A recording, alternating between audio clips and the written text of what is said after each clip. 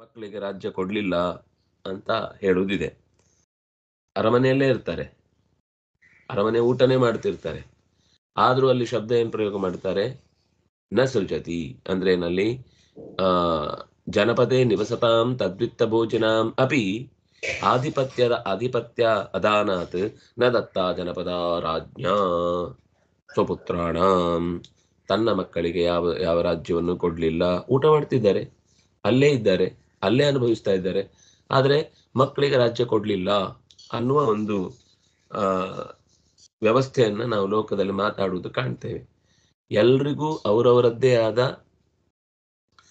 ಆಹಾರ ಭೋಗ ಇತ್ಯಾದಿಗಳು ನಡೀತಾ ಇದ್ರೂ ಕೂಡ ಅಧಿಕಾರ ಕೊಟ್ಟಿಲ್ಲ ಅನ್ನೋ ಮಾತು ಬರುತ್ತೆ. ಅದರಿಂದ ಕರ್ಮ, ಅದರ ಫಲ, ಈ ಎರಡೂ ಒಟ್ಟಿಗೆ ಇದ್ರೂ ಕೂಡ ಅದರಲ್ಲಿ ಸ್ವಾತಂತ್ರ್ಯವನ್ನ ದೇವರು ಕೊಟ್ಟಿಲ್ಲ. ಅಂದ್ರೆ ಊಟ ನಡೀತಾ ಇದೆ, ಅಲ್ಲೇ ಅರಮನೆಯಲ್ಲೇ ಇದ್ದಾನೆ ಮಗ, ಅವನಿಗೆ ಏನೇ ಅಗತ್ಯ ಇದ್ರೂ ಕೂಡ ಅವನು ಸುಮ್ಮನೆ ಬೇಕು ಅಂತ ಹೇಳಿದ್ರೆ ಅದು ಬಂದು ಬಿಡುತ್ತೆ.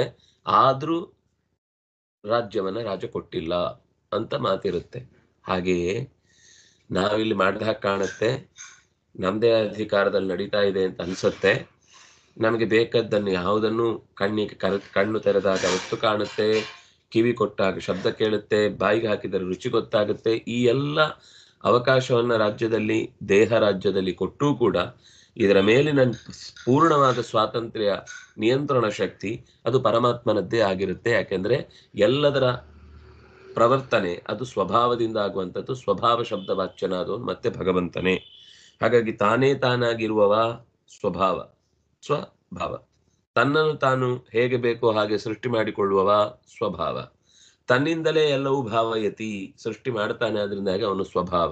ಹಾಗಾಗಿ ಸರ್ವಶಬ್ದ ವಾಚ್ಯನಾದಂತಹ ಭಗವಂತ ಸ್ವಭಾವ ಅನ್ನುವ ಶಬ್ದದಿಂದಲೇ ಸಮಸ್ತವನ್ನೂ ನಿಯಂತ್ರಣ ಮಾಡ್ತಾ ಇದ್ದಾನೆ ಅನ್ನುವ ಕಾರಣಕ್ಕಾಗಿ ಸ್ವಭಾವಸ್ತು ಪ್ರವರ್ತತೆ ಅನ್ನುವ ಮಾತಿನಿಂದ ಸ್ವತಂತ್ರನಾದ ಭಗವಂತನೇ ಭಾವವಸ್ತು. ಸ್ವತಂತ್ರೋ ಭಗವಾನ್ ವಿಷ್ಣು, ಸ್ವತಂತ್ರನಾದ ಭಗವಾನ್ ವಿಷ್ಣುವೇ ಸ್ವಭಾವ ಶಬ್ದದ ಅರ್ಥ. ಆದ್ರಿಂದಾಗಿ ಲೋಕವನ್ನ ಭಾವಯತಿ ಅನ್ನುವ ಕಾರಣಕ್ಕಾಗಿ ಲೋಕಕ್ಕೆ ಅಧಿಕಾರ ಕೊಟ್ಟಿಲ್ಲ ಅನ್ನುವ ಅಭಿಪ್ರಾಯವನ್ನು ಹೇಳಿದ್ರು. ಅದನ್ನ ಆಚಾರ್ಯರು, ಇದು ನನ್ನ ಮಾತಲ್ಲ, ಇದು ವರಾಹ ಪುರಾಣದಲ್ಲಿ ನಿರೂಪಣೆಗೊಂಡಿದೆ ಅನ್ನೋದನ್ನ ಹೇಳಲಿಕ್ಕೋಸ್ಕರ ಮುಂದಿನ ಮಾತನ್ನು ಹೇಳ್ತಾರೆ. ಸ್ವಾತಂತ್ರ್ಯಾತ್ ಭಗವಾನ್ ವಿಷ್ಣು ಸ್ವಭಾವ ಇತಿ ಕೀರ್ತಿತ ತತ್ ಸ್ವಾತಂತ್ರ್ಯಂ ಕದಾಪ್ಯೇಷಃ ನಾನ್ಯಸ್ಯ ಸೃಜತಿ ಕ್ವಚಿತ್ ಸ್ವಾತಂತ್ರ್ಯಾದೇವ ಪಾಪಾದಿ ಸಂಬಂಧ ಕುರ್ವತೋಪಿ ನ ಅಜ್ಞಾನಾವೃತ ಬುದ್ಧಿತ್ವಾತ್ ಈದೃಶಂ ತಂ ನ ಜಾನತೆ ಇತಿ ಮಹಾವಾರಾಹೇ. ವರಾಹ ಪುರಾಣದ ಮಾತಿನಲ್ಲಿ ಸರ್ವತಂತ್ರ ಸ್ವತಂತ್ರನಾದ್ರಿಂದಲೇ ಭಗವಂತನನ್ನ ಸ್ವಭಾವ ಅನ್ನುವ ಶಬ್ದದಿಂದ ಕರೀತಾರೆ. ವಿಷ್ಣುವೇ ಸ್ವಭಾವ ಶಬ್ದ ವಾಚ್ಯನಾಗಿದ್ದಾನೆ. ಸ್ವಾತಂತ್ರ ಅಂದ್ರೇನು? ತಂತ್ರ ಅಂದ್ರೆ ತನೋತಿ ತ್ರಾಯತೆ, ವ್ಯಾಪಿಸಿಕೊಂಡು ಅದನ್ನ ರಕ್ಷಿಸುವವನು ಅಂತ ಅರ್ಥ. ಎಲ್ಲದರೊಳಗೆ ವ್ಯಾಪಿಸಿ ರಕ್ಷಿಸುವವನು, ತಾನೇ ತಾನಾಗಿ ವ್ಯಾಪಿಸಿ ರಕ್ಷಿಸುವವನಾದ್ರಿಂದಾಗಿ ಭಗವಂತನನ್ನ ಸ್ವತಂತ್ರ ಅಂತ ಕರೆಯುವುದು.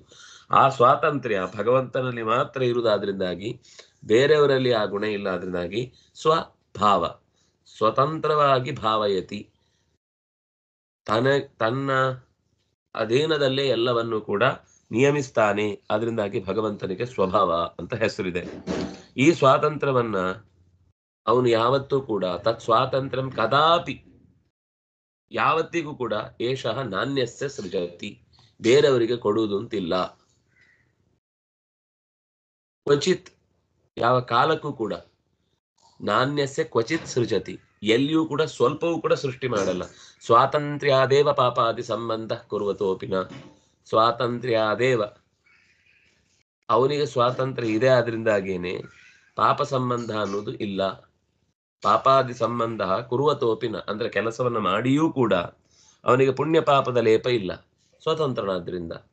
ಸ್ವತಂತ್ರ ಅಂತಂದ್ರೆ ತನ್ನ ಅಧೀನದಲ್ಲಿದ್ದು ತಾನು ಕಾರ್ಯವನ್ನು ಮಾಡ್ತಾನೆ ಹೊರತು ಇನ್ನೊಂದರನ್ನು ಅವಲಂಬಿಸಿ ಅವನು ಮಾಡಿದರೆ ಮಾತ್ರ ತನಗೆ ಊಟ ಅಡಿಗೆ, ಅವನು ಮಾಡಿದರೆ ಮಾತ್ರ ರಸ್ತೆ ನಿಯಂತ್ರಣ ಅಂದ್ರೆ ದಾರಿ ಸಾಗ್ಲಿಕ್ಕೆ ಸಾಧ್ಯ ಆಗುತ್ತೆ ಅಂತ ಯಾರೋ ಒಬ್ಬರನ್ನ ಆಶ್ರಯಿಸಿ ಕೆಲಸ ಮಾಡುವಾಗ ಆಗ ತನಗೆ ಇನ್ನೊಂದರ ಅವಶ್ಯಕತೆ ಇದ್ದದ್ದರಿಂದ ಸಾಮಾಜಿಕ ಧರ್ಮಾಚರಣೆಗಳ ವ್ಯವಸ್ಥೆಯಲ್ಲಿ ಸಿಕ್ಕಿ ಬೀಳ್ತಾನೆ.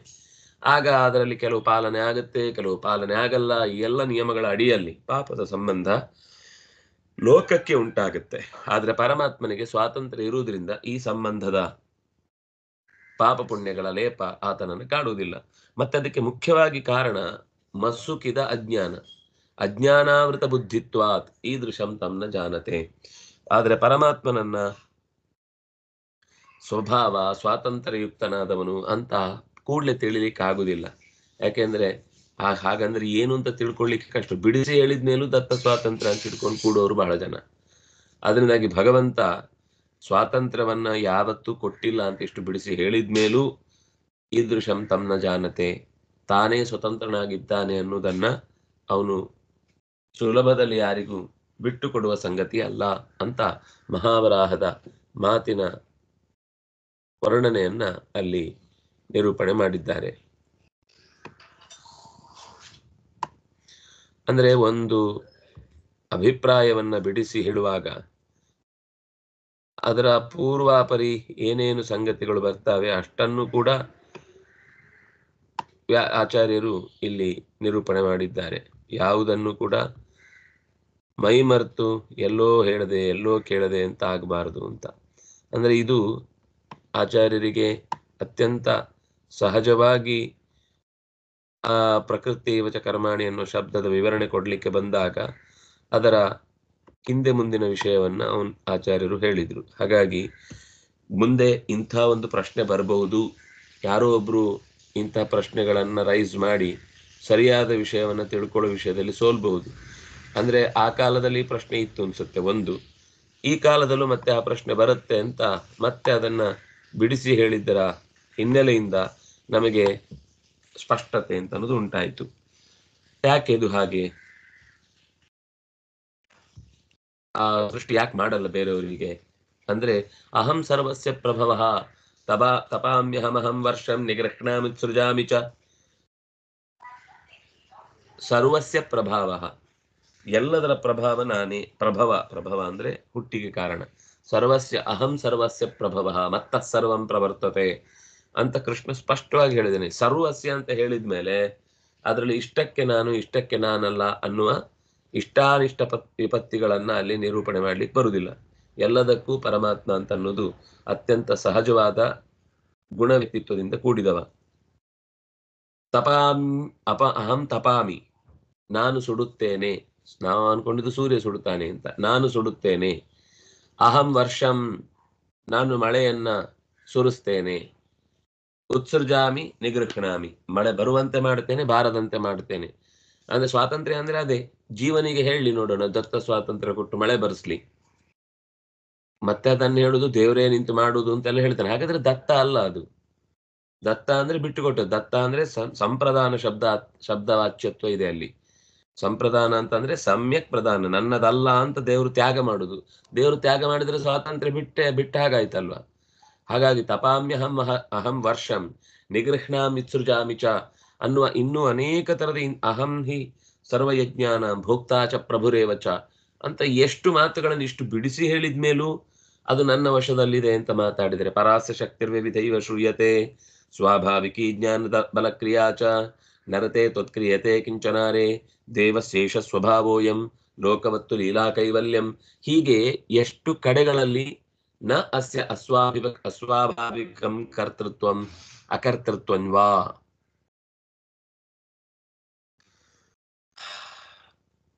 ನಾನು ಬಿಸಿಲಿನ ಮೂಲಕ ಜಗತ್ತನ್ನ ಸುಡುತ್ತೇನೆ, ಮಳೆಯ ಮೂಲಕ ತಣಿಸ್ತೇನೆ, ಕೆಲವೊಮ್ಮೆ ಮಳೆಯನ್ನೇ ನಿಲ್ಲಿಸಿ ಅದರ ಅನಾವೃಷ್ಟಿಯ ಪ್ರಾಕೃತಿಕ ವಿಕೋಪಕ್ಕೂ ಕಾರಣನಾಗ್ತೇನೆ. ಇಲ್ಲಿ ಒಂದು ವಾಕ್ಯ, ಪರಾ ಅಸ್ಯ ಶಕ್ತಿ. ಅಸ್ಯ ಅಂದ್ರೆ ಈ ಪರಮಾತ್ಮನ ಶಕ್ತಿ, ಪರಾ ಅದು ಅತ್ಯಂತ ಮಿಗಿಲಾದದ್ದು. ಹೀಗೆ ಅಂತ ವಿವಿಧೈವ ಶ್ರೂಯತೆ, ಆ ಶಕ್ತಿ ಎನ್ನುವುದು ಹಲವು ಮುಖಗಳಲ್ಲಿ ಜಗತ್ತಿನಾದ್ಯಂತ ವ್ಯಾಪಿಸಿದೆ. ವಿವಿಧ ಅಂದ್ರೆ ಎಷ್ಟು ವಿಧವಾಗಿ ಬಿಡಿಸ್ಲಿಕ್ಕಾಗುತ್ತೋ ಅಷ್ಟು ವಿಧದಲ್ಲಿ ಇಡೀ ಜಗತ್ತಿನಲ್ಲಿ ಅದು ಕೇಳಲ್ಪಡುತ್ತದೆ. ಸ್ವಾಭಾವಿಕಿ, ಅದು ಮತ್ತೆ ಯಾವಾಗ್ಲೂ ಒಮ್ಮೆ ಯಾರೋ ಅವನನ್ನ ಕಿವಿಯಲ್ಲಿ ಊದಿ ಆ ಶಕ್ತಿ ಕೊಟ್ಟದ್ದಲ್ಲ, ಅಥವಾ ಅವನಿಗೆ ಯಾವುದೋ ಒಂದು ಮಂತ್ರದ ಬಲದಿಂದ ಸಿದ್ಧಿಸಿದ್ದಲ್ಲ. ಸ್ವಾಭಾವಿಕಿ, ಅದು ಅವನ ಜೊತೆಗೇನೇ ಇರುವಂಥದ್ದು. ಅವನು ಯಾವಾಗ ಹುಟ್ಟಿದ್ದಾನೆ ಅನ್ನೋ ಪ್ರಶ್ನೆಗೆ ಉತ್ತರ ಇಲ್ಲ. ಅದನ್ನಾಗಿ ಅವನ ಶಕ್ತಿಯು ಕೂಡ ಯಾವಾಗದಿಂದ ಬಂದದ್ದು ಅನ್ನೋದಕ್ಕೂ ಪ್ರಶ್ನೆ ಇಲ್ಲ. ಮತ್ತೆ ಸ್ವಾಭಾವಿಕಿ ಜ್ಞಾನ ಬಲಕ್ರಿಯಾ, ಕೇವಲ ಶಕ್ತಿ ಮಾತ್ರ ಅಲ್ಲ, ಅವನ ಅರಿವು, ಅವನ ತಾಕತ್ತು, ಅವನ ಚಟುವಟಿಕೆ ಎಲ್ಲವೂ ಕೂಡ ಸ್ವಾಭಾವಿಕಿ. ಅದಕ್ಕೆ ಇನ್ನೊಂದು ಶಬ್ದ ಹೇಳಿದ್ರು ದೇವಶೇಷ ಸ್ವಭಾವ. ಇದು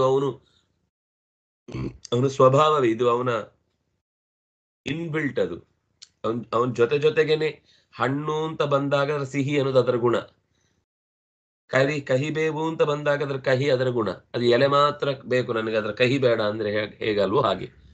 ಅವನಿಂದ ಹೊರತಾಗಿ ನರತೆ, ಅವನನ್ನು ಹೊರತಾಗಿ ಕಿಂಚನ ಏನನ್ನೂ ಕೂಡ ಮಾಡ್ಲಿಕ್ಕೆ ನ ಕ್ರಿಯತೆ. ಕಿಂಚನ, ಅರೇ ಓ ಆತ್ಮೀಯನೇ, ಅವನನ್ನು ಹೊರತಾಗಿ ಏನೂ ಮಾಡ್ಲಿಕ್ಕಾಗುದು. ನರತೆ ತ್ವತ್ಕ್ರಿಯತೆ ಕಿಂಚನಾರೇ ಮಹಾಂ ಅರ್ಕಂ ಮಘವನ್ ಚಿತ್ರಂ ಅರ್ಚ.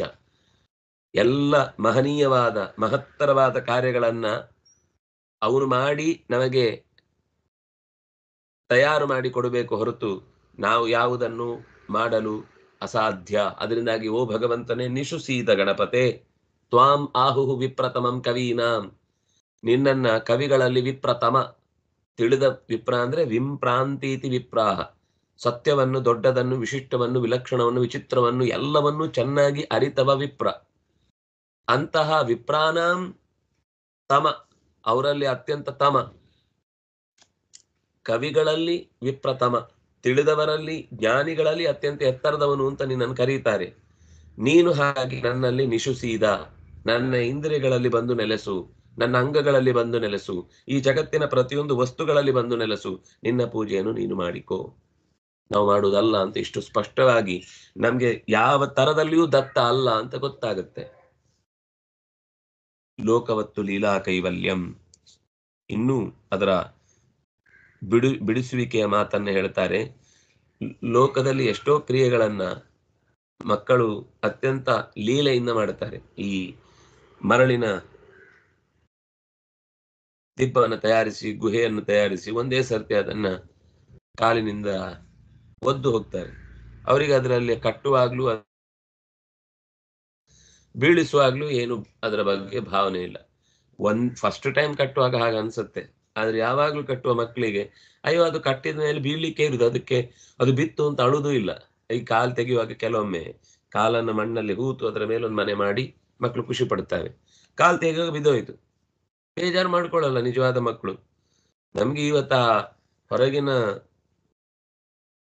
ವ್ಯವಹಾರಗಳನ್ನು ನೋಡಿ ಅಭ್ಯಾಸ ಆದವರಿಗೆ ಅದು ಬಿದ್ದಾಗ್ಲೂ ಅಳುವುದಿದೆ. ಆದ್ರೆ ಲೀಲೆಯಿಂದ ಮಗು ಹೇಗೆ ಅದನ್ನು ಕಟ್ಟಿ ಇಳಿಸುತ್ತೋ ಹಾಗೆ ಇಡೀ ಲೋಕದ ವ್ಯವಸ್ಥೆಯನ್ನ ಅನಾಯಾಸವಾಗಿ ಭಗವಂತ ಸೃಷ್ಟಿಸ್ತಾನೆ, ಅದನ್ನು ಮುಗಿಸ್ತಾನೆ. ಯಾಕೆಂದ್ರೆ ಸತ್ಯ ಸಂಕಲ್ಪನಾದ ಭಗವಂತನ ಸ್ವಭಾವ ಹಾಗೆ ಇರುವುದು. ಭಗವಂತನನ್ನು ಹೊರತುಪಡಿಸಿ ಏನೂ ಮಾಡ್ಲಿಕ್ಕಾಗುದಿಲ್ಲ. ಅರೆ ದೂರದಲ್ಲಾಗಲಿ ಹತ್ತಿರದಲ್ಲಾಗಲಿ, ಅರೆಯನ್ನು ಆರೆ ಅಂತ ಶಬ್ದವನ್ನು ಬಿಡಿಸಿದ್ರೆ ಹತ್ತಿರ ದೂರ ಅಂತ ಎರಡೂ ಅರ್ಥ. ಒಳಗೂ ಏನ್ ಮಾಡ್ಕೊಳ್ಲಿಕ್ಕಾಗಲ್ಲ, ದೂರ ಅಂದ್ರೆ ಹೊರಗೂ ಏನ್ ಮಾಡ್ಕೊಳ್ಲಿಕ್ಕಾಗಲ್ಲ. ಎಲ್ಲ ಅವನು ಮಾಡಿದ್ರೆ ಮಾತ್ರ ನಮ್ಗಿರುವಂಥದ್ದು ಅನ್ನೋದನ್ನ ಆ ಮಾತು ಹೇಳಿತು. ಹಾಗಾಗಿ ಭಗವಂತನ ಕರ್ತೃತ್ವ ಸಹಜ, ಅದು ಸ್ವಾಭಾವಿಕ, ಅಸ್ವಾಭಾವಿಕವಾದದ್ದಲ್ಲ. ಅವನು ಈಗ ಕರ್ತೃ ಹೌದು ಅಕರ್ತೃ ಹೌದು ಅಂತ ಇತ್ಯಾದೇಹೇ ನ ಅಸ್ಯ ಅಸ್ವಾಭಾವಿಕಂ ಕರ್ತೃತ್ವಂ ಅಕರ್ತೃತ್ವಂ ವಾ. ಅವನಿಗೆ ಕರ್ತೃತ್ವವೂ ಇದೆ ಅಕರ್ತೃತ್ವವಿದೆ, ಆದ್ರೆ ಅಸ್ವಾಭಾವಿಕ ಅಲ್ಲ. ಸ್ವಾಭಾವಿಕವಾದದ್ದೇ ಕರ್ತೃತ್ವ, ಸ್ವಾಭಾವಿಕವಾದ ಅಕರ್ತೃತ್ವ. ಮಾಡಿಯೂ ಫಲವನ್ನ ಬಯಸದೇ ಇರುವುದರಿಂದ ಅಕರ್ತೃ, ಮಾಡಿಯೂ ಹೆಸರನ್ನ ಹಾಕೊಳ್ಳದೇ ಇರುವುದರಿಂದ ಕರ್ತೃ, ಅಥವಾ ಮಾಡಿಯೂ ಹೆಸರು ಹಾಕೊಳ್ಳದೇ ಇರುವುದರಿಂದ ಅಕರ್ತೃ.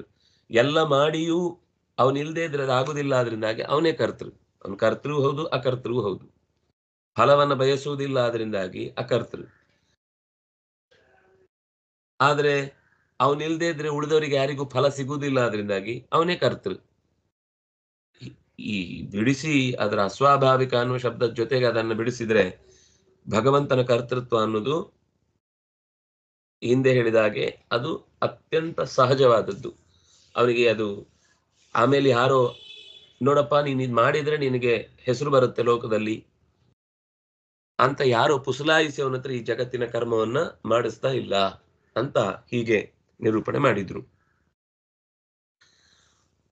ವಿಪರೀತ ಪ್ರಮಾಣಾಭಾವಾಚ್ಚ, ಭಗವಂತ ಕರ್ತೃ ಅಲ್ಲ, ಸ್ವಭಾವಸ್ತು ಪ್ರವರ್ತತೆ ಅನ್ನುವುದಕ್ಕೆ ವಿರೋಧ ಇದೆ ಅನ್ನುವ ಯಾವುದೇ ವಿರುದ್ಧವಾದ ಪ್ರಮಾಣ ಈ ಜಗತ್ತಿನಲ್ಲಿ ಸಿಕ್ಕಿಲ್ಲ. ಅಭಾವ ಅಚ್ಚ, ಅದು ಒತ್ತಿ ಹೇಳ್ತಾರೆ. ಇದಕ್ಕೆ ವಿರುದ್ಧವಾದ ಪ್ರಮಾಣವೂ ಇಲ್ಲ. ಯಾಕೆಂದ್ರೆ ಅನಿರ್ವಾಚ್ಯ ನಿರಾಸಾದೇವಚ ನಿರಸ್ತೋಯಂ ಪಕ್ಷ. ಅನಿರ್ವಚನೀಯದ ಕಲ್ಪನೆಯನ್ನ ನಿರಾಕರಿಸಿದ್ದೆಂದಲೇ ಅವನನ್ನು ಹೊರತುಪಡಿಸಿ ಇನ್ಯಾವುದೋ ಒಂದು ಕರ್ತೃ ಇದೆ ಅನ್ನುವ ವಾದ ಬಿದ್ದು ಹೋಯ್ತು. ಯಾಕೆಂದ್ರೆ ನಮ್ಗೆ ಏನ್ ಹೇಳಿದ್ರು ಅದು ಬಿಡಿಸ್ಲಿಕ್ಕೆ ಬರುದಿಲ್ಲ ರೀ ಅಂತ ಅಂದ್ರೆ ಏನ್ ಬಿಡಿಸ್ಲಿಕ್ಕೆ ಬರುದಿಲ್ಲ? ಪೂರ್ತಿ ಬಿಡಿಸ್ಲಿಕ್ಕೆ ಆಗಲ್ಲ ಅನ್ನೋದು ಸತ್ಯನೇ. ಯಾವ ವಿಷಯನಾದ್ರೂ ಪೂರ್ತಿ ಬಿಡಿಸ್ಲಿಕ್ಕೆ ಆಗುದಿಲ್ಲ. ಆದ್ರೆ ಮಿನಿಮಮ್ ನಮಗೆ ತಲೆಗೆ ತೋಚುವಷ್ಟು ಸಂಗತಿಯನ್ನು ನಾವು ಬಿಡಿಸಿ ಅಸಂಭಾವಿತವಾದದ್ದನ್ನಂತೂ ನಿರಾಕರಣೆ ಮಾಡಬಹುದಲ್ವಾ? ಹಾಗಾಗಿ ಯಾವುದು ನಿರ್ವಚನ ಮಾಡ್ಲಿಕ್ಕೆ ಬರುವುದಿಲ್ವೋ ಅದು ಈಗ ಹೌದು. ಅಶಬ್ದಮ ಸ್ಪರ್ಶಮ ರೂಪಮ ವೇಯಂ ತಥಾರಸಂ ನಿತ್ಯಮಗಂಧವಚ್ಚಯತ್. ಈಗ ಇಷ್ಟೊತ್ತು ವಿವರಣೆ ಕೊಟ್ರಲ್ವಾ? ದೇವಶೇಷ ಸ್ವಭಾವೋಯಂ ಅಹಂ ಹಿ ಸರ್ವಯಜ್ಞಸ್ಯ ಭೋಕ್ತಾ ಚ ಪ್ರಭುರೇವ ಚ ತಪಾಮ್ಯಹಮಹಂ ವರ್ಷಂ ನಿಗೃಹ್ಣಾಮಿತ್ಸೃಜಾಮಿ ಚ ಲೋಕವತ್ತು ಲೀಲಾ ಕೈವಲ್ಯಂ ಓಂ. ಈ ಎಲ್ಲ ಮಾತುಗಳು ಇಷ್ಟು ಸ್ಪಷ್ಟವಾಗಿ ವಿಚಾರ ಮಾಡ್ತಾ ಇದೆ. ಆದ್ರೆ ಅದನ್ನೇ ಅನಿರ್ವಾಚ್ಯವನ್ನ ನಿರಾಸ ಮಾಡಿದ್ದು ಅಂತ ಹೇಳಿದ್ದು. ಏನೂ ಹೇಳಲಿಕ್ಕೆ ಬರುವುದಿಲ್ಲ ಅಂದ್ರೆ ಬೇರೆ, ಎಲ್ಲ ಹೇಳಿಯೂ ಅದನ್ನು ಹೇಳಿ ಮುಗಿಸ್ಲಿಕ್ಕಾಗದೆ ನಿರ್ವಾಚ್ಯ ಅಂತ ಅನ್ನೋದು ಬೇರೆ. ಇಲ್ಲಿ ವಚನಕ್ಕೆ ಸಿಗದವನು ಅಂತ ಅರ್ಥ. ಸುಮ್ಮನೆ ಕೆಲವೊಂದು ಸರ್ತಿ ಈ ಶಬ್ದದ ಆಡಂಬರಗಳು ದೊಡ್ಡದಾಗಿರ್ತವೆ. ಆದ್ರೆ ಅದರ ಮೂಲ ಅರ್ಥ ಏನು ಅಂತ ಶಬ್ದ ಬಿಡಿಸಿ ಹೋದ್ರೆ ಅದು ಅತ್ಯಂತ ಸರಳವಾಗಿರುತ್ತೆ, ಸಹಜವಾಗಿರುತ್ತೆ. ಆದ್ರೆ ಅನಿರ್ವಾಚ್ಯತ್ವ ಅಂತ ಅನ್ನೋದು ಭಗವಂತನಿಗೆ ಇದೆ ಅನ್ನೋದನ್ನ ಅದ್ಭುತತ್ವಾತ್ ಅನಿರ್ವಾಚ್ಯಂ ಅಂತ ವೇದವ್ಯಾಸರೇ ಹೇಳಿದ ಮಾತು. ದೇವರಿಗೆ ಅನಿರ್ವಾಚ್ಯ ಅನ್ನೋ ಶಬ್ದದ ಅರ್ಥ ಏನು ಅಂದ್ರೆ ಅದು ಅದ್ಭುತ, ಬಾ ಏನಿದು ಹೇಳಿ ಮುಗಿಸ್ಲಿಕ್ಕೆ ಆಗುದಿಲ್ಲ ಅಂತ. ಆದ್ರೆ ಕಣ್ಣರಳಿಸಿ ಒಂದು ವಿಷಯವನ್ನು ಎಕ್ಸ್ಪ್ರೆಸ್ ಮಾಡ್ಲಿಕ್ಕೆ ಬಂತಲ್ವಾ? ಅಬ್ಬಾ ಇದನ್ನು ಬಿಡಿಸ್ಲಿಕ್ಕೆ ಆಗುದಿಲ್ಲ ಅಂತ ಒಂದು ನಿರ್ವಚನ ಬಂತಲ್ವಾ? ಹಾಗಾಗಿ ಅಷ್ಟರಲ್ಲಿ ಅವನು ನಾವು ತಿಳಿದದ್ದಕ್ಕಿಂತ ಬೇರೆ, ನಾವು ಅಂದುಕೊಂಡದ್ದಕ್ಕಿಂತ ಆಚೆ, ನಮ್ಮ ಪ್ರಕೃತಿ ಪರಂ, ನಾವು ನೋಡುವ ಜಗತ್ತಿನ ಎಲ್ಲ ವಸ್ತುಗಳಿಗಿಂತ ಆಚೆ ಅಂತ ಅನ್ನುವ ತಿಳಿವಾದ್ರೂ ಬರಬೇಕು ಅಂತಾದ್ರೆ ಅದು ನಿರ್ವಾಚ್ಯ ಅಲ್ಲದೆ ಇದ್ರೆ ಇನ್ ಹೇಗೆ? ಹಾಗಾಗಿ ಅದರ ನಿರಾಸವನ್ನ ಮಾಡಬೇಕು ಅಂತ ಅನ್ನೋದು ಏನು ಯಾರದ ಮೇಲೂ ಕೋಪ ಅಲ್ಲ, ಅದು ವಸ್ತುಸ್ಥಿತಿಯನ್ನು ವಿಚಾರ ಮಾಡ್ತಾ ಇದ್ದಾರೆ ಅಷ್ಟೇ.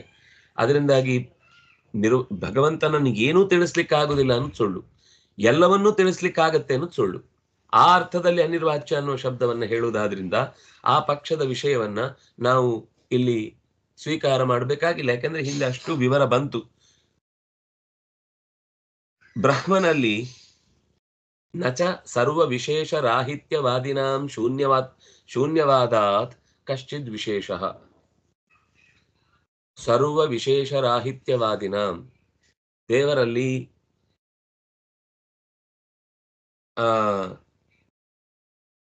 ಏನೇನು ಕೆಲವೊಂದು ಸರ್ತಿ ಶಬ್ದದ ಬಳಕೆ ಬರುತ್ತೆ. ವಿಶೇಷ ರಾಹಿತ್ಯ ಅಂತ ಅನ್ನೋದು ಯಾವ ತರದ ಗುಣಗಳೂ ಅವನಲ್ಲಿ ಇಲ್ಲ ಅಂತ ಹೇಳುವವರಿಗೆ, ಹಾಗಾದ್ರೆ ಇಷ್ಟು ತನಕ ಹೇಳಿದ್ದೇನು?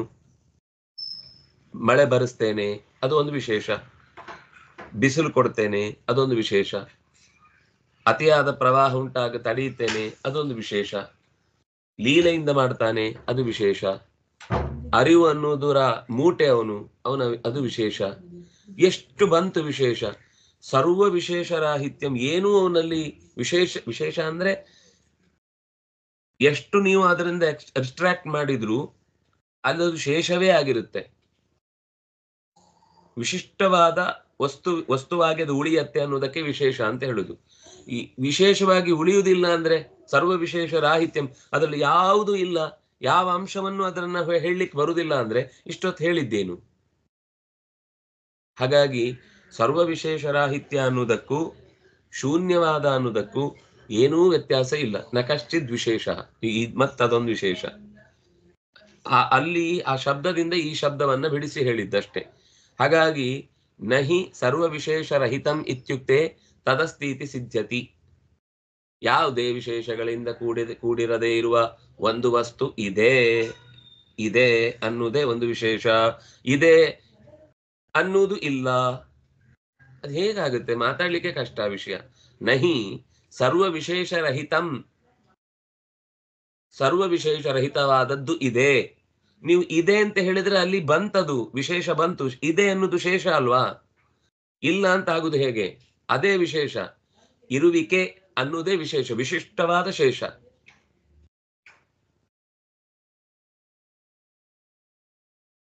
ತುಂಬಾ ಕಷ್ಟ ವಿವರಣೆ ಮಾಡುದು.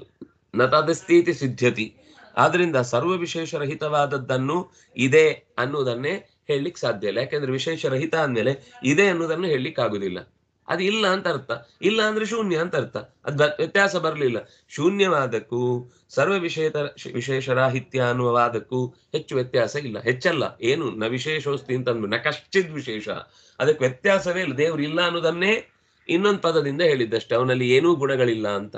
ವಾಚ್ಯತ್ವ ಲಕ್ಷ್ಯತ್ವ ಅಸ್ತಿತ್ವಾದೀನಾಂ ಅಪಿ ವಿಶೇಷತ್ವಾತ್.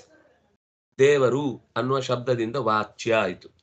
ನಮಗಿಂತ ಬೇರೆಯಾಗಿ ಅವನನ್ನು ನಾವು ಪಡಿಬೇಕು, ಆದ್ರಿಂದಾಗಿ ಲಕ್ಷ್ಯ ಆಯಿತು. ಅವನು ಇದ್ರೆ ಮಾತ್ರ ಪಡಿಲಿಕ್ಕಾಗುದು. ಇದೆ ಅಂತ ಆದ್ರೆ ಮಾತ್ರ ಅದು ವಾಚ್ಯ ಆಗುದು. ಆದ್ರಿಂದಾಗಿ ಈ ಮೂರು ವಿಶೇಷಗಳು ಇದೆ ಅಲ್ವಾ? ಇದು ಇಲ್ಲ, ವಾಚ್ಯತ್ವೂ ಇಲ್ಲ, ಲಕ್ಷ್ಯತ್ವೂ ಇಲ್ಲ, ಅಸ್ತಿತ್ವವೂ ಇಲ್ಲ. ಹಾಗಾಗಿ ಅಸ್ತಿತ್ವವೇ ಇಲ್ಲ ಅಂದ್ಮೇಲೆ ಏನನ್ನ ನಾವು ಪ್ರಾರ್ಥನೆ ಮಾಡಬೇಕು? ಅನ್ಯಥಾ ಅಸ್ತಿ ಬ್ರಹ್ಮ ಇತ್ಯಾದೀನಾಂ ಶಬ್ದಾನಾಮಪಿ ಪರ್ಯಾಯತ್ವಾದಯೋ ದೋಷಾಃ. ಅಸ್ತಿ ಅಂದ್ರು ಬ್ರಹ್ಮ, ಬ್ರಹ್ಮ ಅಂದ್ರು ಬ್ರಹ್ಮ, ಅನ್ಯಥಾ ಅಂದ್ರು ಬ್ರಹ್ಮ, ಇತ್ತಿ ಅಂದ್ರು ಬ್ರಹ್ಮ, ಆದೀನಾಂ ಅಂದ್ರು ಬ್ರಹ್ಮ, ಶಬ್ದಾನಾಂ ಅಂದ್ರು ಬ್ರಹ್ಮ, ಅಪಿ ಅಂದ್ರು ಬ್ರಹ್ಮ, ಪರ್ಯಾಯತ್ವ ಅಂದ್ರು ಬ್ರಹ್ಮ, ಆದಯ ಅಂದ್ರು ಬ್ರಹ್ಮ, ದೋಷ ಅಂದ್ರು ಬ್ರಹ್ಮ. ದೋಷ ಹೇಳಲಿಕ್ಕೂ ಇಲ್ಲ. ಆಗ ಪರ್ಯಾಯತ್ವ ಅನ್ನೋ ದೋಷ ಹೇಳಲಿಕ್ಕೂ ಇಲ್ಲ. ಯಾಕೆಂದ್ರೆ ಎಲ್ಲವೂ ಬ್ರಹ್ಮವೇ. ಯಾವುದು ದೋಷ ಹೇಳುದು? ದೋಷ ಅನ್ನೋದು ಇದ್ರೆ ದೋಷ ಶಬ್ದದಿಂದ ನಾವು ಲೋಕದಲ್ಲಿ ವ್ಯವಹಾರ ಮಾಡ್ಲಿಕ್ಕಾಗುತ್ತೆ. ಅದರಿಂದ ಅಸ್ತಿ ಬ್ರಹ್ಮ ಇತ್ಯಾದೀನಾಂ ಶಬ್ದಾನಾಮಪಿ, ಅದನ್ನು ಹೊರತಾಗಿ ಇನ್ನೇನು ಇಲ್ಲ ಅಂತಂದ್ರೆ ನಾವು ಲೋಕದಲ್ಲಿ ಮಾತಾಡ್ಲಿಕ್ಕೆ ಸಾಧ್ಯ ಇಲ್ಲ, ವ್ಯವಹಾರವೇ ಕೂಡುದಿಲ್ಲ. ಇನ್ನು ಮುಖ್ಯವಾಗಿ ಈ ವಿಷಯದಲ್ಲಿ ಸ್ವಲ್ಪ ಯಾವುದರ ಮೇಲೂ ಇದು ಸವಾರಿ ಅಲ್ಲ. ಯಾವುದನ್ನೇ ಜವಾಬ್ದಾರಿ ಇಲ್ಲದೆ ಒಂದು ಸತ್ಯವನ್ನ ಪ್ರವೃತ್ತಿ ಮಾಡ್ಲಿಕ್ಕೆ ಬರುವುದಿಲ್ಲ. ಬಹಳ ಎತ್ತರದ ಸಂಗತಿಯನ್ನ ನಾವು ಹತ್ತಿರಕ್ಕೆ ತಂದುಕೊಳ್ಳುವಾಗ ಅದರಲ್ಲಿ ಏನೂ ಇಲ್ಲ ಅಂತಂದ್ರೆ ನಾವು ಅದನ್ನು ಪ್ರೀತಿ ಮಾಡುವುದು ಹೇಗೆ? ಅದಕ್ಕೆ ಶರಣಾಗುವುದು ಹೇಗೆ? ಅದನ್ನು ಗೌರವಿಸುವುದು ಹೇಗೆ? ಅದೆಲ್ಲವೂ ನಾನೇ ಆಗಿದ್ದಾಗ ನನಗೆ ಆ ಶಕ್ತಿಯಿಂದ ಅದನ್ನು ಗೌರವಿಸಬೇಕಾದ ವ್ಯವಸ್ಥೆಯಲ್ಲಿ ಇಷ್ಟು ಒದ್ದಾಟ ಯಾಕೆ? ಯಾವುದೋ ಒಂದು ದಿವಸ ಆಗತ್ತೆ ಅಂತಂದ್ರೆ ಈಗ ಯಾಕೆ ಆಗ್ತಿಲ್ಲ? ಹಾಗಾದ್ರೆ ಯಾವುದೋ ನನ್ನನ್ನು ಅಧೀನದಲ್ಲಿ ಇರಿಸಿದೆ ಅಂತ ಅರ್ಥ ಅಲ್ವಾ? ಇಲ್ಲ, ಯಾವುದೋ ಕರ್ಮ ಅಂತಂದ್ರೆ ಕರ್ಮ ಅದಕ್ಕಿಂತ ಮೇಲಾಯ್ತಲ್ವಾ? ಸ್ವಲ್ಪ ಗಾಢವಾಗಿ ಯೋಚನೆ ಮಾಡಿದ್ರೆ ವಿಶೇಷರಹಿತವಾದ ವಸ್ತುವನ್ನು ಒಪ್ಪುವುದೇ ಕಷ್ಟ. ವ್ಯಾವೃತ್ಯ ವಿಶೇಷಶ್ಚ ವ್ಯಾವೃತ್ಯ ವಿಶೇಷ ನಿಬಂಧನ ಏವ. ಮತ್ತು ಒಂದು ವಿವರಣೆಯನ್ನು ಕೊಟ್ಟು, ಈಗ ಇಂಥದ್ದೊಂದಿಲ್ಲ ಅಂತ ವ್ಯಾವರ್ತ್ಯ, ಇದಕ್ಕಿಂತ ಭಿನ್ನ ಅಂತ ಒಂದು ವಿಶೇಷವನ್ನು ಹೇಳುವಾಗ ವ್ಯಾವೃತ್ತ ವಿಶೇಷ ನಿಬಂಧನ, ಇಂಥದ್ದೊಂದು ಗುಣ ಇಲ್ಲ ಅನ್ನೋದು ಅದರಲ್ಲಿ ಆ ಈಗ ಏನು ಹೇಳುದು, ಅವನಲ್ಲಿ ಸತ್ವರಜಸ್ತಮಸ್ಸು ಅನ್ನುವ ಗುಣಗಳ ಪ್ರಭಾವ ಇಲ್ಲ. ಸತ್ವರಜಸ್ ತಮೋ ಗುಣಾಭಾವತ್ವಂ ಅನ್ನೋದೊಂದು ಮತ್ತೆ ವಿಶೇಷ ಅಲ್ವಾ? ಯಾವುದು ಇಲ್ಲ ಅಂತ ಹೇಳ್ತೇವೋ ಆ ಇಲ್ಲದಿರುವಿಕೆ ಅನ್ನುವ ಒಂದು ಗುಣ ಅಲ್ಲಿ ಇರ್ಬೇಕಲ್ವಾ? ಅದು ವಿಶೇಷ ನಿಬಂಧನ ಏವ. ಅದರಿಂದಾಗಿ ವ್ಯಾವೃತ್ತದಲ್ಲಿ ವಿಶೇಷ ಉಂಟಾಗ್ಲೇಬೇಕದು. ವ್ಯಾವೃತ್ತ ಅಂತಂದ್ರೆ ಯಾವುದನ್ನ ನಾವು ಬ್ರಹ್ಮನಲ್ಲಿ, ಬ್ರಹ್ಮ ವ್ಯಾವರ್ತ, ಬ್ರಹ್ಮನಲ್ಲಿ ಹೇಳುವ ಇಂಥದ್ದಿಲ್ಲ ಅನ್ನೋದು ವ್ಯಾವರ್ತ್ಯ. ಈ ವ್ಯಾವರ್ತ್ಯವನ್ನ ಹೇಳುವ ವಿಶೇಷದ ಭಾವ ಹೇಳುವಾಗ ಅಂತಹದ್ದೊಂದು ಇಲ್ಲ ಅಂತ ಹೇಳ್ಬೇಕಾದ್ರೆ ಅಂತಹದ್ದೊಂದು ಮೊದಲು ಇರ್ಬೇಕಲ್ವಾ? ಅದು ಇದ್ದು ಅಂತಹದ್ದು ಇಲ್ಲ ಇಲ್ಲ ಅನ್ನಿಸಿಕೊಳ್ಳುವಿಕೆ ಅನ್ನೋದು ಮತ್ತೊಂದು ಧರ್ಮ ಆಯ್ತಲ್ವಾ? ಅದು ವ್ಯಾವೃತ್ತವನ್ನ ಅಂಟಿಕೊಂಡೇ ಆ ಗುಣವನ್ನ ಇಲ್ಲ ಅಂತ ಹೇಳಬೇಕು. ಅನ್ಯಥಾ ವೈಯರ್ಥ್ಯಮೇವ ಸ್ಯಾತ್. ಯಾಕೆಂದ್ರೆ ಹಾಗೆ ಹಾಗೆ ಹೇಳುವುದಕ್ಕೆ ವಾಕ್ಯವೇ ಇಲ್ಲ ಅಂತ, ಅದಕ್ಕೆ ಸಂಬಂಧವೇ ಇಲ್ಲ ಅಂತಂದ್ರೆ ನಾವು ಯಾವುದನ್ನು ಕೂಡ ವಾಕ್ಯವನ್ನ ಮಾತಾಡ್ಲಿಕ್ಕೆ ಸಾಧ್ಯ ಎಲ್ಲ. ಸುಮ್ಮನೆ ಇಷ್ಟೊತ್ತು ಮಾತಾಡಿದ್ವಿ ಅರ್ಥ ಇಷ್ಟೊತ್ತು ಮಾತಾಡುದು ಯಾಕೆ? ಒಂದು ವಿಷಯದಿಂದ ಒಂದು ವಸ್ತುವಿನ ವಿವರವನ್ನು ನಾವು ಹೆಚ್ಚು ತಿಳ್ಕೊಳ್ಳಿಕ್ ಪ್ರಯತ್ನ ಮಾಡುದು. ಇಷ್ಟು ಪ್ರಯತ್ನ ಮಾಡಿಯೂ ಯಾವ ಶಬ್ದಕ್ಕೂ ಏನೂ ಅರ್ಥ ಇಲ್ಲ ಅಂದ್ರೆ ಮಾತುಕತೆಗೆ ಏನು ಬೆಲೆ? ಮಾತುಗಳಿಗೆ ಅರ್ಥವಿಲ್ಲ. ಹಾಗಾದ್ರೆ ಮಾತಾಡುವುದು ಸಲ್ಲ. ಮಾತಾಡ್ತಾ ಇರುವುದು ಏನೋ ಒಂದನ್ನ ಹೆಚ್ಚು ಹೆಚ್ಚು ಅರ್ಥ ಮಾಡ್ಕೊಳ್ಳಿಕ್ಕಲ್ವಾ? ಮಾತಾಡಿದಷ್ಟು ಅದು ಗೂಢವಾಗಿ ಇರುತ್ತೆ, ಅದು ಸತ್ಯ. ಗೂಢತೆ ಅಂತ ಅನ್ನೋದು ಯಾವ ಅರ್ಥದಲ್ಲಿ? ಸಮಗ್ರವನ್ನ ತಿಳ್ಕೊಳ್ಳಿಕ್ಕಾಗುದಿಲ್ಲ, ಇನ್ನೂ ಅದ್ರಲ್ಲಿ ತಿಳ್ಕೊಳ್ಳಿಕ್ ಬೇಕಾದಷ್ಟಿದೆ ಅನ್ನೋ ಅರ್ಥದಲ್ಲಿ. ಆದ್ರೆ ತಿಳ್ಕೊಳ್ಳಿಕ್ಕೆ ಆಗುದಿಲ್ಲ ಅಂದ್ರೆ ಹಾಗಾದ್ರೆ ಅಷ್ಟು ಮಾತು ಯಾಕೆ ಆಡ್ಬೇಕು? ಬಿಟ್ಬಿಡ್ಬೇಕು. ಶಿಷ್ಯಾಸ್ತು ಏನು ಚಿನ್ನ ಸಂಶಯ ಅಂತ ಗುರುಗಳು ಮಾತೇ ಆಡದೆ ಹೌದು, ಒಂದು ಹಂತಕ್ಕೆ ಹೋದಾಗ ಮನಸ್ಸೇ ಮಾತಾಡುವುದು ಬೇರೆ. ಅಲ್ಲೂ ಮಾತಿದೆ, ಮಾತೇ ಇಲ್ಲದೆ ಚಿನ್ನ ಸಂಶಯತ್ವ ಉಂಟಾಗುವುದು ಸಾಧ್ಯವೇ ಇಲ್ಲ. ಆದ್ರೆ ಗುರುಗಳೇ ನೇರವಾಗಿ ಒಳಗಿನಿಂದ ಆಜ್ಞೆ ಕೊಟ್ಟವನನ್ನ ಹೊರಗಿನ ಸಂಪರ್ಕದ ಅಗತ್ಯ ಇಲ್ಲದೆ ಇದ್ರೂ ಅವನು ಉದ್ಧಾರ ಮಾಡ್ತಾರೆ ಅಂತ ಅರ್ಥ ಹೊರತು ಮಾತೇ ಇಲ್ಲದೆ ಸಂಶಯಗಳು ಛೇದ ಆಗುತ್ತೆ ಅಂತ ಅರ್ಥ ಅಲ್ಲ. ಒಳಗಿನಿಂದ ಬೆಳಕು ಮಾತನಾಡಿ ಕೊಳಕೆಲ್ಲ ಕಳೆದು ಹೋಗುತ್ತೆ. ಆದ್ರೆ ಏನೂ ಸಂಪರ್ಕ ಇಲ್ಲದೆ ಅದು ಎಲ್ಲೋ ಇದು ಎಲ್ಲೋ ಅದಕ್ಕಿದಕ್ಕೆ ಗೊತ್ತೇ ಇಲ್ಲ ಅಂತ ಅನ್ನೋ ಸ್ಥಿತಿಯಲ್ಲಿ ಅದರ ದೋಷ ನಿವರ್ತನೆ, ಅಜ್ಞಾನ ಕಳೆಯುವಿಕೆ ಅಂತ ಅನ್ನೋದು ಅಷ್ಟು ಸಹಜವಾದ ಲಕ್ಷಣ ಅಂತೂ ಅಲ್ಲ.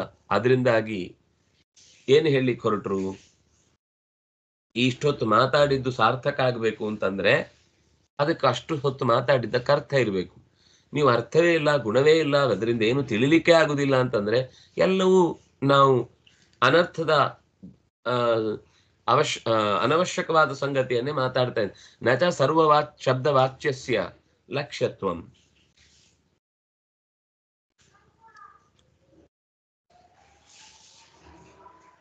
ನಚ ಸರ್ವಶಬ್ದ ಅವಾಚ್ಯಸ್ಯ ಲಕ್ಷ್ಯತ್ವಂ ಬ್ರಹ್ಮತಲ್ಲಕ್ಷ್ಯ ಮುಚ್ಯತೆ. ಇದು ಉಪನಿಷತ್ತಿನ ಮಾತು. ಪ್ರಣವೋ ಧನು, ಶರೀರ ಏನು ದೇಹವೇ ಶರೀರವೇ ಶರ, ಬಿಲ್ ಅಂದ್ರೆ ಅದು ಹೌದು,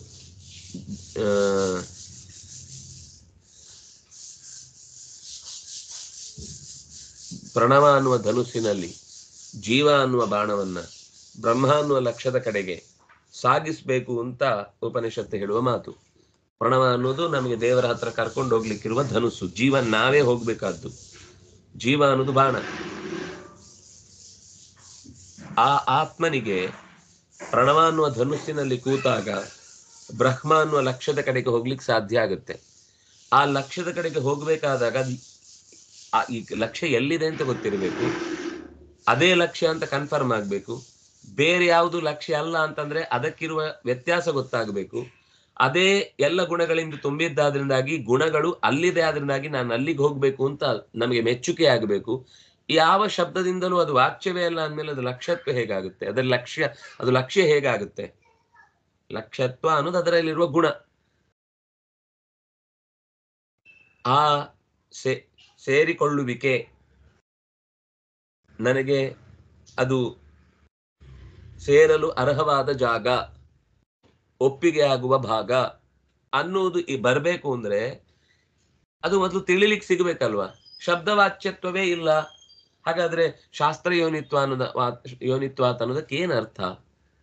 ಶಾಸ್ತ್ರಗಳೇ ಅವನನ್ನ ತಿಳಿಸಿಕೊಡ್ತಾ ಇದೆ. ಶಾಸ್ತ್ರಗಳಿಗೆ ಅವನು ಯೋನಿ ಆಗುವುದನ್ನ ಹೇಳ್ಬೇಕಾಗಿಲ್ಲ, ಯಾಕಂದ್ರೆ ಜನ್ಮಾದ್ಯ ಸಹಿತ ಹೇಳಿ ಆಗಿದೆ. ಜಗತ್ತೆಲ್ಲವನ್ನೂ ಸೃಷ್ಟಿ ಮಾಡಿದವನೇ ಬ್ರಹ್ಮ ಅಂತ ಹೇಳಿದ್ಮೇಲೆ ಶಾಸ್ತ್ರವನ್ನೂ ಮಾಡಿದವನು ಬ್ರಹ್ಮ ಅಂತ ಮತ್ತೆ ಹೇಳ್ಬೇಕಾ? ಅಸ್ಯ ಜಗತಃ, ಇಡೀ ಜಗತ್ತಿನ ಎಲ್ಲವನ್ನೂ ಕೂಡ ಜನ್ಮಾದಿ ಅಸ್ಯ ಯತಃ, ಯಾವುದರಿಂದಾಗಿ ಇಡೀ ಜಗತ್ ಜನ್ಮ ಅಂದ್ರೆ ಅದು ಶಾಸ್ತ್ರದ ಜನ್ಮ, ಲೋಕದ ಜನ್ಮ, ಪ್ರಾಣಿಯ ಜನ್ಮ, ಜಡದ ಜನ್ಮ, ಎಲ್ಲದರ ಜನ್ಮವೂ ಕೂಡ. ಎಲ್ಲ ಹೇಳಿದ್ಮೇಲೆ ಮತ್ತೆ ಶಾಸ್ತ್ರ ಯೋನಿತ್ವ ತನ್ನ ಅಲ್ಲೇ ಹಿಂದಿನ ಪದದಲ್ಲೇ ಹೇಳಿದ ಮಾತನ್ನು ಮತ್ತೆ ವಿವರಿಸಬೇಕಾದ್ರೆ ಅದು ಸೂತ್ರವು. ಜನ್ಮಾದಿ ಅಸ್ಯತ ಹೇಗ್ ಗೊತ್ತಾಯ್ತು ನಿಮಗೆ? ಎಲ್ಲದರ ಜನ್ಮ ಇವನಲ್ಲಿದೆ ಅಂತ ಹೇಗ್ ಗೊತ್ತಾಯ್ತು? ಅಂದ್ರೆ ಸೃಷ್ಟಿ, ಸ್ಥಿತಿ, ಲಯ, ನಿಯಮನ, ಜ್ಞಾನ, ಅಜ್ಞಾನ, ಬಂಧ, ಮೋಕ್ಷ ಅನ್ನುವ 8 ವಿಧವಾದ ವಿಶಿಷ್ಟ ಸಂಗತಿಗಳನ್ನ ಈತ ನಡೆಸ್ತಾನೆ ಅಂತ ಹೇಗೆ ಗೊತ್ತಾಯಿತು ಅಂತಂದ್ರೆ ಶಾಸ್ತ್ರಗಳು ಹಾಗೆ ಹೇಳಿವೆ. ಶಾಸ್ತ್ರವೇ ಅವನನ್ನ ಇಡೀ ಜಗತ್ತಿನ ಯೋನಿ ಅಂತ ಕರೆದಿದೆ. ಶಾಸ್ತ್ರ ಕಾರಣ, ಶಾಸ್ತ್ರದಲ್ಲಿ ಅವನನ್ನ ಕಾರಣಕರ್ತ ಅಂತ ನಿರೂಪಣೆ ಮಾಡಿದೆ. ಅದರಿಂದಾಗಿ ಅಲ್ಲ, ಶಾಸ್ತ್ರದಲ್ಲಿ ಹೇಳುವುದನ್ನು ಬಿಟ್ಟರೆ ಇನ್ನು ಎಷ್ಟೆಷ್ಟೋ ರೀತಿಯಲ್ಲಿ ಅವನನ್ನು ಹೇಳುತ್ತಾರಲ್ಲ. ಹೌದು, ಎಲ್ಲಾ ಪದಗಳಿಂದ ಅವನನ್ನೇ ಹೇಳುದು. ತತ್ವ ಸಮನ್ವಯ, ಎಲ್ಲೋ ಅವನಲ್ಲಿ ಸಮನ್ವಯ ಆಗತ್ತೆ, ಎಲ್ಲಾ ಗುಣಗಳು ಅವನಲ್ಲಿ ಹೊಂದಿಕೊಳ್ಳುತ್ತೆ ಅಂತ. ಹೀಗೆ ಒಂದಕ್ಕೊಂದು ಅದು ಲಕ್ಷ್ಯದ ಕಡೆಗೆ ಹೋಗ್ಲಿಕ್ಕೆ ಬೇಕಾದ ಶಬ್ದಗಳ ವಿವೇಚನೆ ಇದ್ದೇ ಇರುವುದಾದ್ರಿಂದಾಗಿ ಯಾವುದೇ ಶಬ್ದದಿಂದಲೂ ಅವನನ್ನ ಹೇಳಲಿಕ್ಕೆ ಸಾಧ್ಯ ಇಲ್ಲ. ಅಶಬ್ದಂ ಅಂತ ಹೇಳಿದ್ದಾರಲ್ವಾ. ಹೌದು, ಶಬ್ದದಿಂದ ಅವನನ್ನು ಪೂರ್ತಿ ಹೇಳಲಿಕ್ಕೆ ಆಗುದಿಲ್ಲ ಅಂತ ಅರ್ಥ ಹೊರತು ಅಪ್ರಾಪ್ಯ ಮನಸಾ ಸಹ ವೇದ ಅವನ ಬಗ್ಗೆ ಹಾಡಿ ಹೊಗಳಿ ಹೇಳಿ ಹೇಳಿ ಹೇಳಿ ಹೇಳಿ ಕೊನೆಗೂ ಏನು ಹೇಳದೆ ಉಳಿಯಿತು ಅಂತ ಸುಮ್ಮನಾಯ್ತಂತೆ, ವಾಪಸ್ ಬಂತು. ಅವನನ್ನು ಪೂರ್ತಿ ಹೇಳಲಿಕ್ಕೆ ನನ್ನ ಹತ್ರ ಸಾಧ್ಯ ಇಲ್ಲ. ಆ ಅರ್ಥದಲ್ಲಿ ಅವನನ್ನ ಅಶಬ್ದಂ ಅಂತ ಹೇಳಿದ್ದು. ಶಬ್ದ ಅಂದ್ರೆ ವೇದವಾಕ್ಯ. ವೇದವೂ ಕೂಡ ಪೂರ್ತಿಯಾಗಿ ಅವನನ್ನ ಸಮಗ್ರವಾಗಿ ತಿಳಿಸ್ಲಿಕ್ಕೆ ಅದೂ ಕೂಡ ಪ್ರಯತ್ನ ಪಟ್ಟು ಸೋಲುತ್ತೆ. ಆದರೆ ಹೇಳುತ್ತೆ. ಸಮಗ್ರ ಹೇಳದೆ ಹೇಳುವುದಕ್ಕೂ ಅಸಮಗ್ರವಾಗಿ ನಮಗೆ ಬೇಕಾದಷ್ಟನ್ನು, ನಮ್ಗೆ ಹೊಟ್ಟೆಗೆ ಬೇಕಾದಷ್ಟು ಆಹಾರ ಆಗುತ್ತೆ. ಗಣಪತಿ ಹೊಟ್ಟೆ ತುಂಬಿಸ್ಲಿಕ್ಕೆ ಆಗುದಿಲ್ಲ ಅಂತಂದ್ರೆ ಸರಿ, ಅವನ ಹೆಸರು ಹೇಳಿ ನಾವು ಮೋದಕ ತಿನ್ನೋದು 21 ಅವನ ಹೊಟ್ಟೆಗೆ ಸಾಕಾಗ್ಲಿಲ್ಲ ಅಂದ್ರೂ ನಮ್ಮ ಹೊಟ್ಟೆಗೆ ಸಾಕಾಗುತ್ತಲ್ಲ, ಅಷ್ಟಕ್ಕಿದ್ದೇ ಇದಿಲ್ಲ. ಆದ್ರೆ ಅವನಿಗಿಷ್ಟೇ ಸಾಕು ಅಂತ ಹೇಳ್ಬಿಡಿ, ನಮ್ಗಷ್ಟು ಬೇಕಾದಷ್ಟಾಯ್ತು. ನಮ್ ಬೇಕಾದಷ್ಟಾಯ್ತು ಅಂದ ತಕ್ಷಣ ದೇವರು ಅಷ್ಟೇ ಅಂತ ಅಲ್ಲಿಗೆ ನಿಲ್ಲಿಸಬಾರದು ಅನ್ನೋದು ಒಟ್ಟು ಅವನನ್ನ ಲಕ್ಷ್ಯ ಅಂತ ಹೇಳಿ ಸರ್ವಶಬ್ದ ವಾಚ್ಯತ್ವ ಅವನಲ್ಲಿದೆ ಅನ್ನುವ ಮಾತನ್ನ ಹೇಳಿದ್ರು. ಇನ್ನು ನಚ ಸರ್ವ ಪ್ರಮಾಣ ಅಗೋಚರಂ ಅಸ್ತಿ ಇತ್ಯತ್ರ ಕಿಂಚಿನ್ಮಾನಂ. ಯಾವುದೇ ಪ್ರಮಾಣಗಳಿಗೆ ಸಿಗದೆ ದೂರ ಉಳಿಯುವಂತಹ ತತ್ವ ಒಂದಿದೆ ಅಂತ ವಾದ. ಎಲ್ಲಿದೆ ಮಾನ? ಇದಕ್ಕೆ ಪ್ರಮಾಣ ಎಲ್ಲಿದೆ? ಯಾವುದೇ ಪ್ರಮಾಣಕ್ಕೂ ಎಂದೂ ಸಿಗದವನು. ಎಷ್ಟು ಕಡೆ ಅವನನ್ನ ಈ ಪ್ರಮಾಣದಿಂದ ಭಗವಂತನ ಅರಿವನ್ನ ಪಡೆಯಬಹುದು, ಈ ಪ್ರಮಾಣ ಅಂದ್ರೆ ಋಷಿಗಳು ಇಷ್ಟೊತ್ತು ಬಡ್ಕೊಂಡಿದ್ದಕ್ಕೆಲ್ಲ ಏನರ್ಥ? ಸಾವಿರಾರು ವರ್ಷ ತಪಸ್ಸು ಮಾಡಿ ಕಂಡ ಒಳಗಿನ ಒಂದು ಹೊಳೆವು ಏನಿದೆ ಅದಕ್ಕೆ ಬೆಲೆ ಇಲ್ಲ ಅಂತ ಆಯ್ತಲ್ಲ. ಅದರಿಂದಾಗಿ ಹಾಗೆ ಹೇಳುವುದು ಕೂಡ ಸರಿ ಹೋಗಲ್ಲ. ಯಾವುದೇ ಪ್ರಮಾಣ ಇಲ್ಲ, ಸರ್ವ ಪ್ರಮಾಣ ಅಗೋಚರತ್ವಂ, ಯಾವುದೇ ಪ್ರಮಾಣದಿಂದಲೂ ಅವನನ್ನು ತಿಳ್ಕೊಳ್ಳಿಕ್ ಸಾಧ್ಯ ಇಲ್ಲ. ಹೀಗೆ ಹೇಳಿ, ಯಾವುದೇ ಪ್ರಮಾಣದಿಂದಲೂ ಸಮಗ್ರವಾಗಿ ಅವನನ್ನು ತಿಳ್ಕೊಳ್ಳಿಕ್ ಆಗುದಿಲ್ಲ ಹೇಳಿ ಒಪ್ಕೊಳ್ತೇವೆ. ಯಾಕಂದ್ರೆ ಅದನ್ನ ವೇದವೇ ಹೇಳುತ್ತೆ, ಇವನನ್ನು ಪೂರ್ತಿ ತಿಳಿಲಿಕ್ಕೆ ಸಾಧ್ಯ ಇಲ್ಲ ಅಂತ. ಅದರಿಂದಾಗಿ ನಾಸ್ತಿತ್ವಂತು ಸಪ್ತಮ ರಸಾದಿವತ್ ಅದರ್ಶನಾತ್ ಸಿದ್ಧ್ಯತಿ. ಅದರಿಂದಾಗಿ ಒಂದೇನ್ ಗೊತ್ತಾಯ್ತು ಅಂತಂದ್ರೆ, ಇಲ್ಲ ಅನ್ನೋದು, ಇಲ್ಲ ಅನ್ನೋ ಒಂದು ವಸ್ತು ವಿಷಯವನ್ನ ಹೇಳಲಿಕ್ಕೆ ಮತ್ತೆ ಒಂದು ದೊಡ್ಡ ಪ್ರಮಾಣ ಬೇಡ, ಕೂಡಲೇ ಗೊತ್ತಾಗುತ್ತೆ. ನಾಸ್ತಿತ್ವಂ ಸಪ್ತಮ ರಸಾದಿವತ್ ಅದರ್ಶನಾತ್ ಸಿದ್ಧ್ಯತಿ. ಈಗ 6 ರಸಗಳಿವೆ, 7ನೇದಿಲ್ಲ ಅಂತ ಮತ್ತೆ ಹೇಳ್ಬೇಕಾ? ಆರು ತಿಂದ ಮೇಲೆ ಇದಕ್ಕಿಂತ ಬೇರೆದ್ದಾದ ಒಂದು ಇಲ್ಲ ಅಂತ ಅದು ನಮಗೆ ಸಹಜವಾಗಿ ಅನುಭವದಿಂದ ಸಿದ್ಧ. 6 ಆಯ್ತು, 7ನೇದಿಲ್ಲ ಅಂತ ಹೇಳಿಕ್ಕೆ ಏನಾದ್ರೂ ಹೇಳಿ? ಬೇಡ, 6 ಇರುವುದೇ ಸಾಕು. 6 ಇರುವುದರಿಂದ 7ನೇದಿಲ್ಲ ಅಂತ ಗೊತ್ತಾಗುತ್ತೆ.